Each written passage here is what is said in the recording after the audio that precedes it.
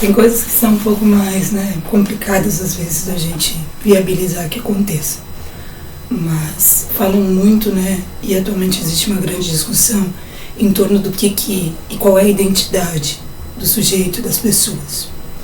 Enquanto historiadora, bacharel licenciada, eu, professora e pesquisadora, apesar de quase ninguém entender muito bem para que serve um historiador no Brasil, eu acho que salvaguardar os registros e a memória nacional seja imprescindível para todos, principalmente diante de um abismo onde a gente tem uma digitalização de documentos que podem ser, de alguma maneira, descartados. E levando em consideração que a tecnologia é empregada para todo esse material que está sendo e compondo as redes, diga-se de passagem que tem que se prestar muita atenção no tipo de tecnologia que está sendo empregada. Porque, afinal de contas, quando a gente importa ou paga para uma empresa que não seja do governo, do Estado, ela pode vir a requerer isso depois. Então, quer dizer, se eu faço e tem um erro numa documentação que eu digitalizo, bom, isso é bem complicado, porque se não foi eu que digitalizei e eu entreguei para alguém digitalizar para mim, e é uma empresa responsável por isso, eu vou ter que pagar ela novamente para retificar, se é que ela ainda vai existir. E tem mais uma coisa, o documento será, e aonde, que finalidade, qual foi, aonde que ele ficou? Ele foi incinerado, queimado, reciclado. Então, também creio eu que a memória e a constituição de um documento, de um instrumento ou de um objeto do conhecimento, do saber, como a ciência, a tecnologia, a informação, a comunicação, a arte, a cultura e a educação, dentro de um país, elas têm que estar solidificadas e consolidadas numa mesma estrutura. Porque, afinal de contas, se não for e não tivermos uma conotação não de direito, mas sim de, talvez, autoria de algumas questões, seria mais, talvez, gentil, de todas as maneiras, de lidar com essas questões, até mesmo numa perspectiva que envolve também as questões ambientais do planeta. Uma sustentabilidade, uma questão mais orgânica e não tão avassaladora, por assim dizer. A gente tem que lembrar que todas as questões e tudo até hoje na história envolve sempre procedimentos que devem ser muito bem e minuciosamente executados, não de qualquer forma ou de qualquer maneira. Eu fiz parte e acompanhei, na verdade, o processo de digitalização das primeiras cartas de alforria aqui do Estado do Rio Grande do Sul, no Arquivo Público do Estado, pela então historiadora Regiane da Silva Pena, então docente na instituição Unila Salle de Canoas e funcionária integrante do quadro do funcionalismo público do Estado do Rio Grande do Sul. E ela é uma pessoa e uma mulher, uma professora excelente, que eu conheci e foi, inclusive, a minha paraninfa, quando eu me formei com 22 anos, 2 graduações, porque é muito diferente o ofício do professor de história e do bacharelado, apesar de eu acreditar e crer que também não é possível que a ciência e as áreas do conhecimento tenham que se fundar numa perspectiva onde a gente vire especialista do cocô do cavalo do bandido morto, mais ou menos por aí. Mas eu tentei adaptar de alguma maneira muito, ainda que primitiva e arcaica, uma consideração, uma ponderação a respeito dessa devastação e tal, que de alguma maneira acontece em todos os sentidos aqui no país.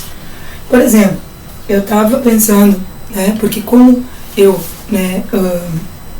me declarei, estou declarando a questão do meu trabalho autônomo, com autonomia, então isso também tem que fazer com que eu integre num país onde a minha profissão não é reconhecida enquanto profissão, porque historiador aqui no Brasil não é reconhecida como profissão, talvez porque não tenha serventia, não sei, mas eu acho que não é só salvaguardar documentos que o historiador faz, nem organizá-los, porque tem arquivologia atualmente, museologia, né? Antes, na época que eu fiz a minha graduação, não existiam esses cursos, eles foram, né, ramificações.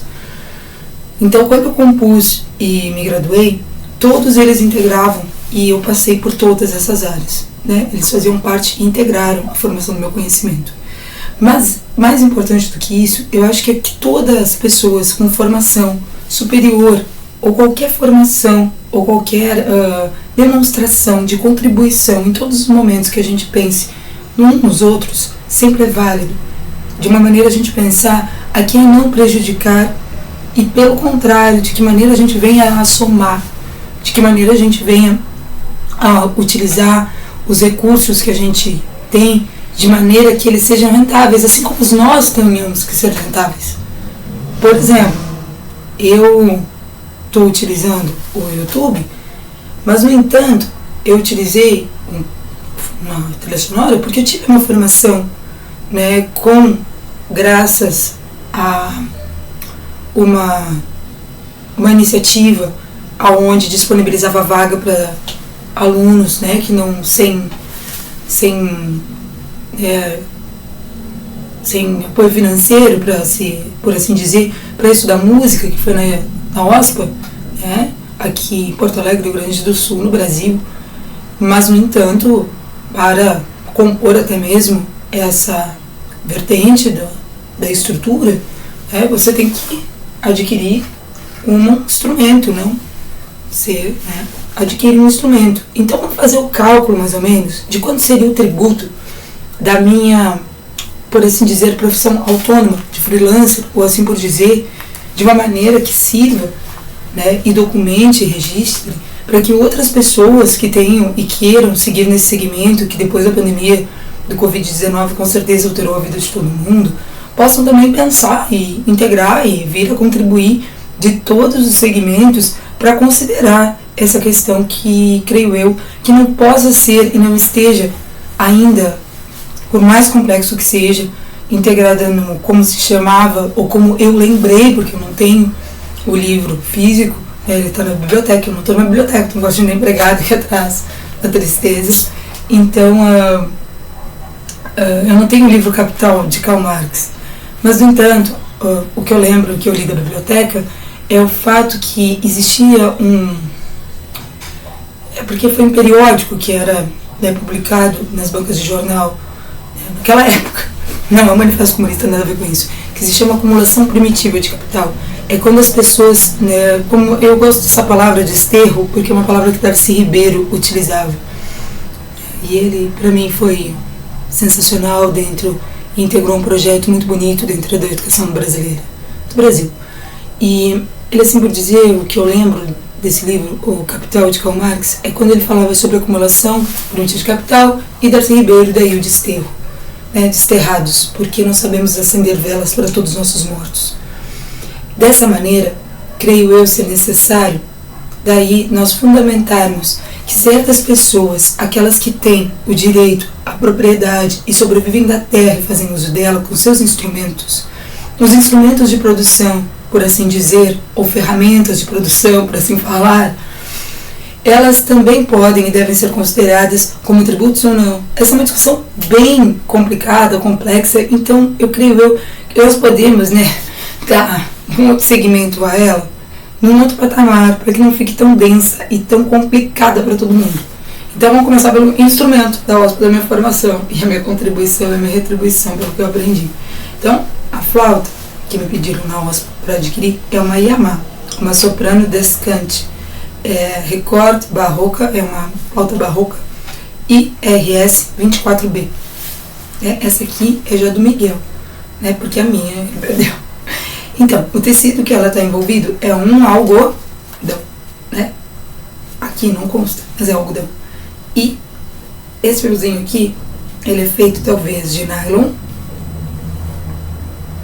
nylon e algum poliéster ou alguma coisa do tipo. É plástico, né? Com algum pouquinho de tecido. A flauta em si, ela é de plástico. Então, se a gente for fazer o cálculo para produzir e o petróleo disso, da água e dos recursos naturais para plantar o algodão, para descascar o algodão, porque o algodão tem semente, o algodoeiro, a máquina do algodão, a terra usada e o dinheiro dos assalariados, por assim dizer, quanto isso eu coloco, por assim dizer, para custear a minha iniciativa de, como eu posso explicar, de trabalho autônomo. Porque o que eu quero, pretendo desenvolver, o meu projeto, é justamente fazer uma alusão, né, e referenciar, né, uma história que faz parte, integra, por assim dizer, a história do meu país e de todos nós.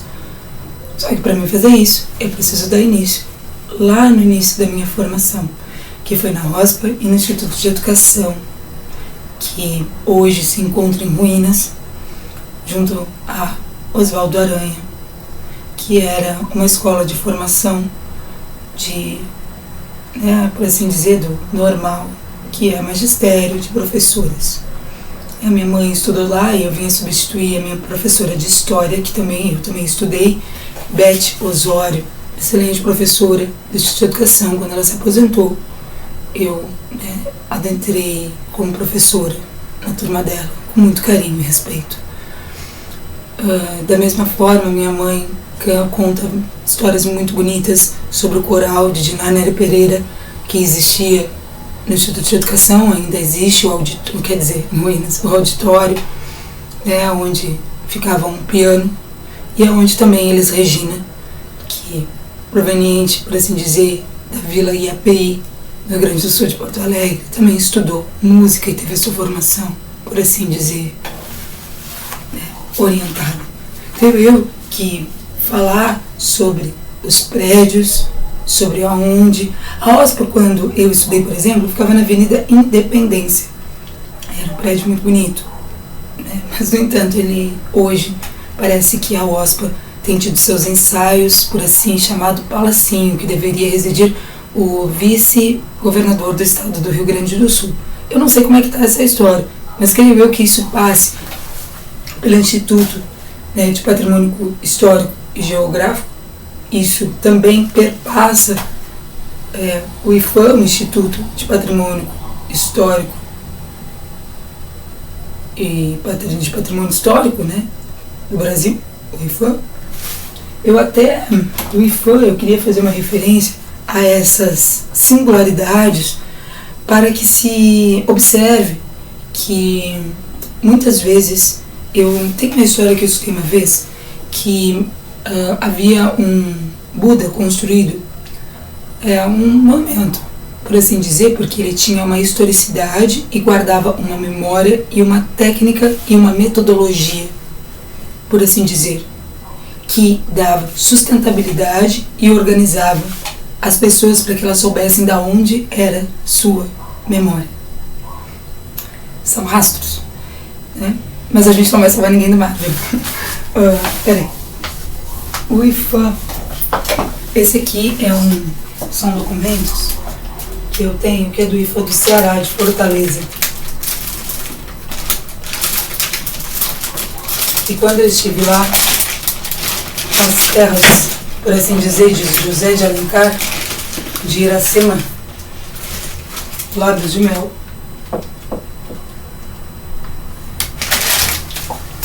eu peguei e pesquisei e fui conhecer lá onde funcionava o Instituto, né, Histórico e Geográfico. Lógico, passei para ter essa palhinha de plástico do Museu do Ceará. Então, na rua São Paulo, número 51, centro de Fortaleza, Ceará, Brasil. O telefone naquela época era 85, acho que na frente é 55, né, aqui no Brasil, 452-1544, e o fax, presumo também 55, né, 85-452-1546. Então, esse material foi Instituto de Patrimônio Histórico e Artístico Nacional. Muito bem. Patrimônio imaterial. Aqui.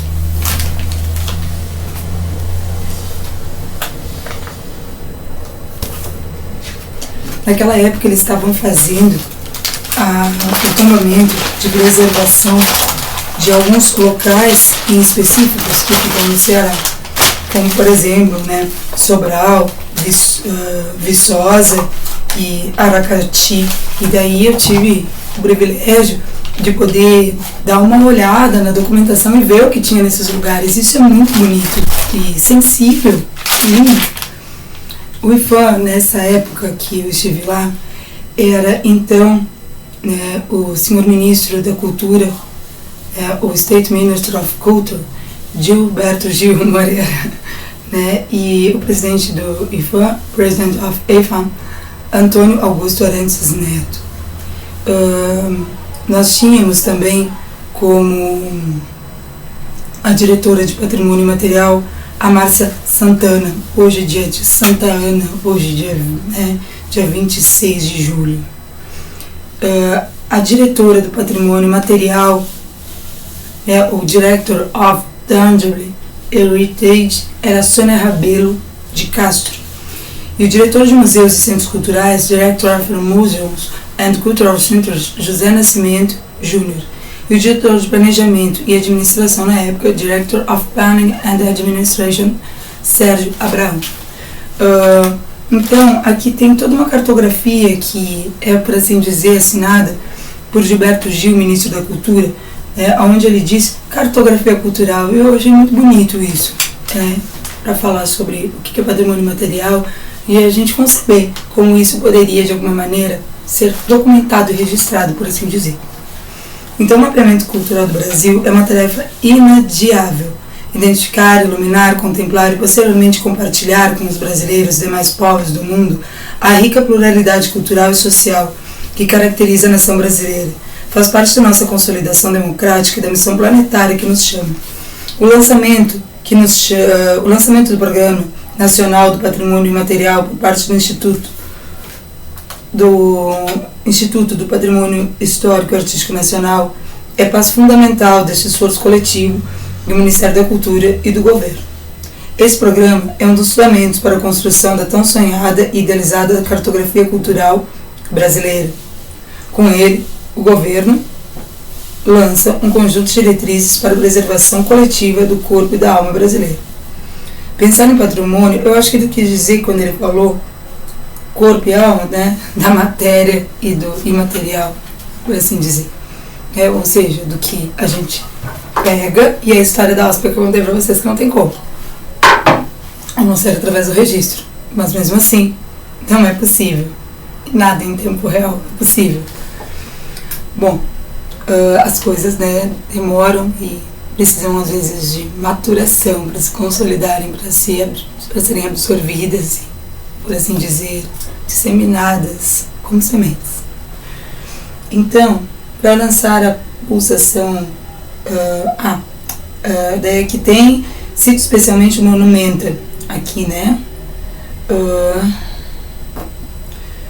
O Cultura Viva, com seus pontos de cultura, um programa de museus, o Projeto Pinchiguinha, o Programa Brasileiro de Capoeira, as indústrias criativas, o diálogo entre as civilizações, os editais de cinema e audiovisual, fome de livros, a recuperação dos quilombos, a criação do Sistema Nacional de Cultura. O diálogo deste programa do IFAM, devido à sua transcendência, se faz necessário também com outros ministérios e instituições do governo, especialmente nas áreas de educação, esporte, turismo, comunicações e os projetos de inclusão social e econômica. O IFAM vem construindo o Programa para o Patrimônio Material Brasileiro desde 2000. Graças a esse trabalho, a arte gráfica Kuziwa dos índios Uajapi, no Amapá, recebeu da Unesco o título de obra-prima do patrimônio oral e imaterial da humanidade. Mas a pauta é extensa. É porque, até então, as tradições, por assim dizer, orais, como elas não tinham e não têm um registro material ou livros, elas são passadas de geração para geração.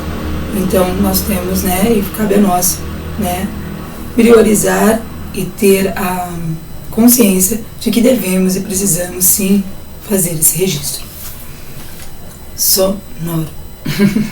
Não só visual. Mas a pauta é extensa e o plano de voo usado, as ações de salvaguarda dos bens culturais alcançam desde as das paneleiras de Goiabeiras do Espírito Santo, até o artesanato do bico de Singeleza de Alagoas. Estão sendo inventariados os usos culinários do feijão e da mandioca, as celebrações do boi como tema de festas populares, o barro e seus múltiplos usos, a cerâmica tradicional, as violas e instrumentos de percussão, as referências culturais dos povos indígenas do Alto do Rio Negro, as rotas da alforria e os costumes das populações da região do Parque Nacional Grande Sertão Veredas, sem esquecer do Sírio de Nazaré e do samba de roda do Recôncavo Baiano. Já reconhecemos como patrimônio cultural do Brasil. Creio eu que seja a hora de chegarmos até a Cruz de Malta, nas missões jesuíticas de São Miguel, e no Rio Grande do Sul também. Porque, afinal de contas, eu gostaria muito de poder ir até lá com meu filho e encontrar o que eu vi quando fui.